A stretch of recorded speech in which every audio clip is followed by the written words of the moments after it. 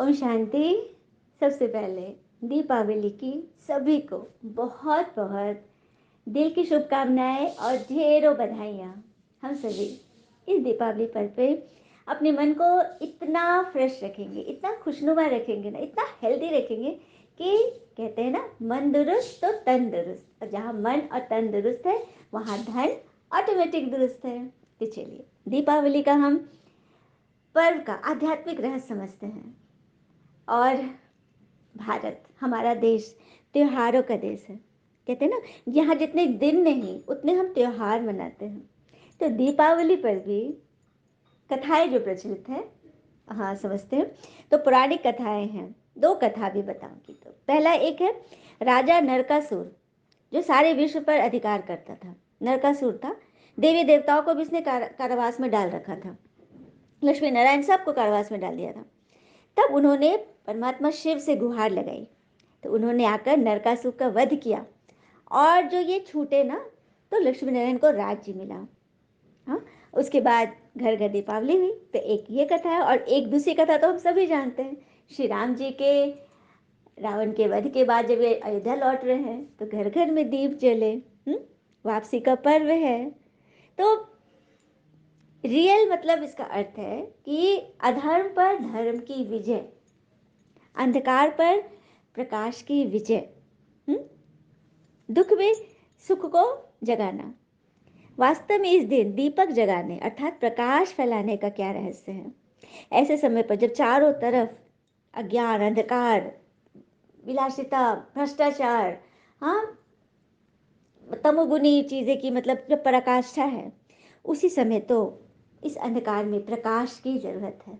और परमात्मा प्रकाश है, परमात्मा नूर है, परमात्मा लाइट है। हर धर्म पिताओं ने अपने अपने धर्म ग्रंथों में परमात्मा का यही स्वरूप बताया है। हिंदू धर्म में भी परमात्मा ज्योतिर है, तो ज्योतिर्लिंग स्थापन है। गॉड इज लाइट, हाँ, भगवान नूर है। वाहे गुरु एक ओंकार सत्य नाम। हर धर्म पिताओं ने परमात्मा को ज्योति माना है। तो ये ज्योति का पर्व है। परमात्मा आते हैं और हर एक मन के दीपक को जगाते हैं। हर एक मन का जब दीपक जगेगा ना, तो दीप मालाएं जग जाएगी।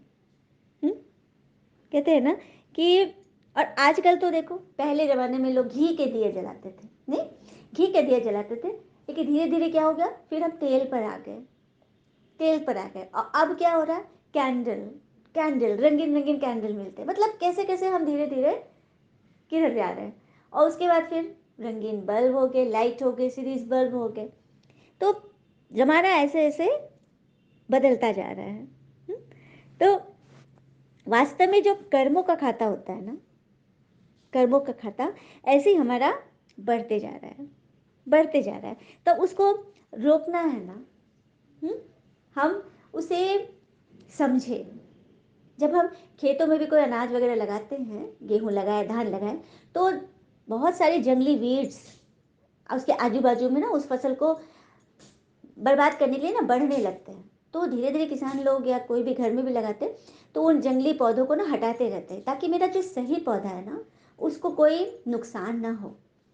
तो हमारे जीवन में क्या होता है, हम पुण्य तो करते हैं, बहुत लोग अपने पुण्य का बहुत वो है कि हम बहुत करते हैं, सबको करते हैं। लेकिन यदि हम अहंकार में आ गए, अपने पुण्य का भी बहुत अहंकार होता है, उसमें भी आ गए, तो वो जंगली वृक्ष है जो हमारे पुण्य के पौधे को दबाएगा। भूल जाए, हमने बार बार सुना है, नेकी कर और दरिया में डाल, देखने वाला देख रहा है। हाँ, परमात्मा की नज़र सब पर है, वो बराबर हर एक को, हर एक को मदद करते हैं। हाँ, और कहते हैं ना, जीवन में यदि चाहते हैं कि सभी चीज़ें हमारे पक्ष में हो, तो अपने मन में, अपने दिल में उसकी तस्वीर रखो। भगवान की तस्वीर रखो अपने दिल के कक्ष में। भगवान कैसे मदद करते हैं, एक छोटी सी कथा सुनाती हूँ। एक बार की बात है, एक व्यक्ति अपने घर से निकला, ऑटो खोज रहा था, उसको कहीं जाना था। तो देखा कि एक ऑटो वाला आया, बूढ़ा था और गरीब दिख रहा था और कमज़ोर दिख रहा था, लेकिन इसको जाना था और कोई ऑटो नहीं दिख रहा था। तो बोला, भैया चलोगे? तो बोलता, हाँ साहब चलूँगा। और बात बात से उसको लगा कि बहुत बीमार, पूछने लगा क्या हुआ? तो साहब मुझे बुखार था, लेकिन काम पे तो निकलना ही है। तो कुछ नहीं, ये अपना निकला, अपने जगह पे पहुंचा। और उसको जब पैसा देने लगा तभी उसने देखा कि एक रेस्टोरेंट भी बगल में है, और उसको फील कर रहा था बातों के इस पे दौर में कि यह भूखा भी है। तो उसको पता नहीं क्या हुआ, वो होटल में घुस गया और उसके लिए ना छोले भटूरे पैक कर दिया। और वो पैक करके वो आया, ऑटो वाले को पैसा भी दिया और बोला कि ये तुम्हारे लिए भोजन है, इस पैसे से तुम दवा भी ले लेना और अपना इलाज करना, जो भी तुम्हारी तबीयत खराब है। तो जैसे ही उसने खाना दिया और ये दिया दवा के लिए, तो इसकी आंखों में आंसू आ गए उस वृद्ध व्यक्ति के। तो ये पूछा कि क्या हुआ भैया? तो था कि नहीं, मैं बस भगवान का मैं शुक्रिया कर रहा हूँ कि किससे से उन्होंने मेरी बात सुन ली। तो क्या हुआ? तो आज जब मैं सुबह घर से निकल रहा था ना, तो मेरी तबीयत बहुत ख़राब थी और घर में खाने को कुछ भी नहीं था, और मैंने भगवान से बोला था कि आज मुझे एक अच्छा ग्राहक दे देना जिससे मुझे कुछ अच्छे से पैसे मिले। और देखिए उन्होंने आपको भेज दिया। और बताऊँ, ये जो आपने छोला भटूरा दिया ना, कई दिनों से मैं गुजरता था तो बनते हुए देखता था ठेला पे या होटल में, तो मुझे बहुत इच्छा होती, लेकिन बस पैसे नहीं होते थे कि मैं खरीद के खाऊं। और आपने मुझे, भगवान की कृपा से मुझे वो भी मिल गया। इसके लिए भगवान का बहुत बहुत शुक्रिया। और वो खुशी खुशी वहाँ से चला गया। वो व्यक्ति सोचता रह गया कि परमात्मा का काम कैसे हो जाता है, पता नहीं कब किसको वो टच कर दे। और वो ये सोच रहा है कि होटल में तो कितने सारे आइटम थे, डोसा भी था, इडली थी, चाउमीन वगैरह, जितने सारे आइटम होते, लेकिन मैंने छोले भटूरे ही क्यों चुने? तो देखा, ये होता है परमात्मा की कृपा। वो जब चाहे किससे करा ले, कोई नहीं कह सकता। इसमें वो व्यक्ति अहंकार दिखा दे कि मैंने किया, तो यही उसका वहाँ से डाउनफॉल शुरू है। तो बिल्कुल नहीं, कराने वाला भगवान है, देने वाला दाता वो है, हम बस उनकी मर्जी पर चलते जाए। चलिए, एक दूसरी कथा भी है।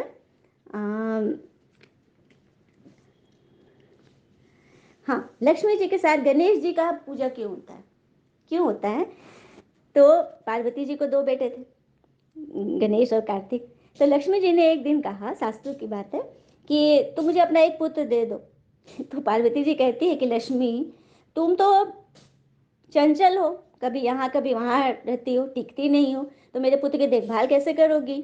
तो लक्ष्मी जी ने उन्हें वरदान दिया कि सर ठीक है, अब मैं जहाँ रहूँगी ना, गणेश जी की भी मेरे साथ ही मेरे पूजा होगी, मेरे साथ ही गणेश रहेंगे।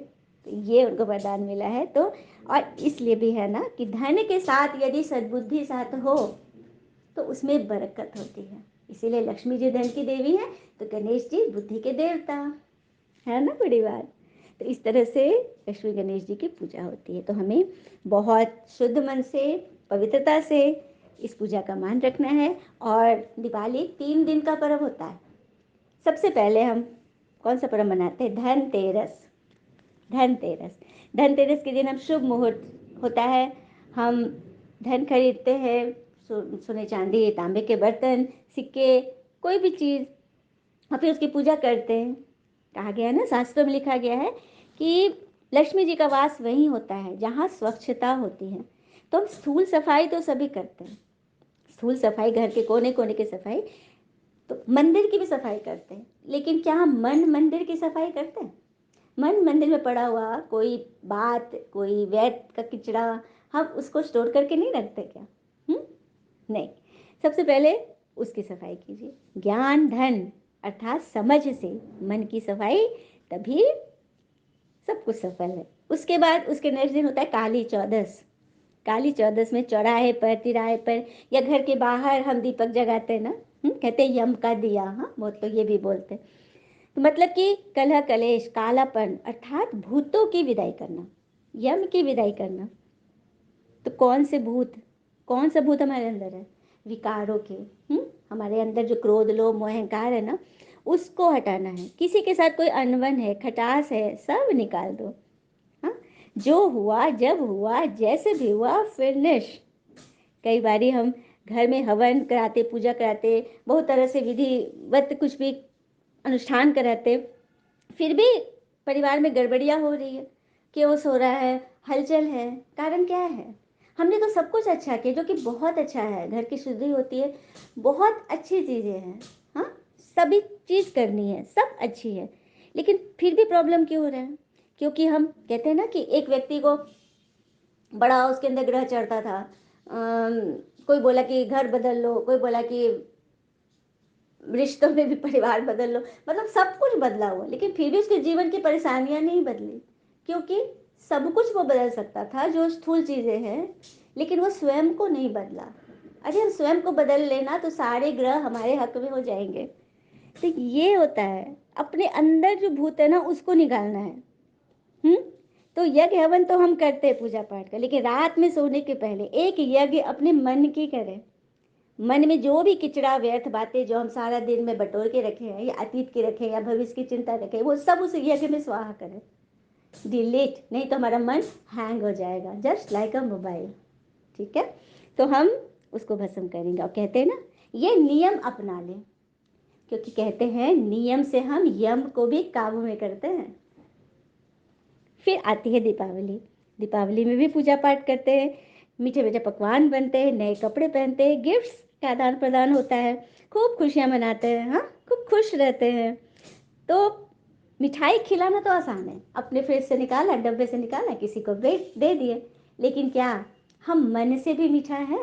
और मुख से मीठा बोलना भी आसान है, अरे आइए आइए बहुत अच्छा, अंदर मन में भरा हुआ है लेकिन आइए आइए बहुत अच्छा, ये तो आसान है, कोई भी करता है। तो क्या हम मन से मीठे हैं? मन मेरा मीठा है? कहते हैं ना, कड़वे बोलने वाले की तो शहद भी नहीं बिकते, और मीठे बोलने वाले की तो तीखी मिर्ची भी बिक जाती है। तो देखा मीठे बोलने का असर। मीठा बोलिए, मन से मीठा हो जाइए, बातें जो आएंगी उसको अपने यज्ञ में स्वाहा कीजिए। हाँ, और उसके बाद प्यार से, मिठाई नहीं भी है तो कोई इलायची दाना भी खिला देंगे ना, वो खुश हो जाएगा। ये होती है। उसके बाद गिफ्ट्स, हम गिफ्ट खरीद के रखते हैं, हमारे पास धन है, वैभव है, हम जमा किए तब तो खरीदें, उधार ले लेके तो हम गिफ्ट नहीं देंगे किसी को। तो वो जमा करने की विधि क्या है? हमने कमाई को समझा, कमाई को यूज़ किया, जितना हम यूज़ करेंगे उतना हमारा बढ़ेगा। दे दान तो छूटे ग्रहण। तो धन दान करना तो आसान है, मन के विकारों का भी दान कीजिए, अपने अंदर के सारे क्रोध लोभ मोह अहंकार का की विदाई कीजिए हमेशा के लिए। किसी बात को पकड़ के नहीं रखना है। हाँ, जैसे किसी ने मुझे कह दिया, कुछ कह दिया किसी को कि तुम मूर्ख हो, तुमसे कुछ नहीं होता, तो उसे तो एक बार बोला, वो चला भी गया सुबह। लेकिन फिर क्या होता है, हम उसको अपने मन में 100 बार रील चलाते हैं, सेम रील बार बार चल रहा है, बार बार चल रहा है, उसके बाद आंखें रो रही है, व्यवहार खराब हो रहा है, बच्चे पर शामत आ रही है। हाँ, और इतना भी नहीं तो हम अपने अपनों को फिर बताना भी शुरू करते हैं। तो ये क्या है, ये क्या मेरा अच्छा कर्म हुआ? हमने औरों को भी दर्द बांट दिया। अरे किसी ने कुछ बोला, वो हलचल में था, कुछ बात हुई, हो गया, खत्म। हम उसको क्यों दिल चला रहे, क्यों अपने मन को गंदा कर रहे? तो ये बढ़िया कर्म नहीं है ना। तो यही सब है छोटे छोटे सूक्ष्म पाप कर्म जो हम अपने मन को कांटा चुभा रहे हैं, इससे बचें। तभी तो हम सच्ची दीपावली मनाएंगे। हाँ, अब हमें सोचना है कि हमें कैसी दीपावली मनानी है। तो खुद भी मनाना है अच्छे से, सभी को बताना भी है, सब कुछ निभाते हुए चलिए, क्योंकि ये डायरेक्ट शिव परमात्मा की आज्ञा है ना। Happy Diwali, all is well always. ओम शांति।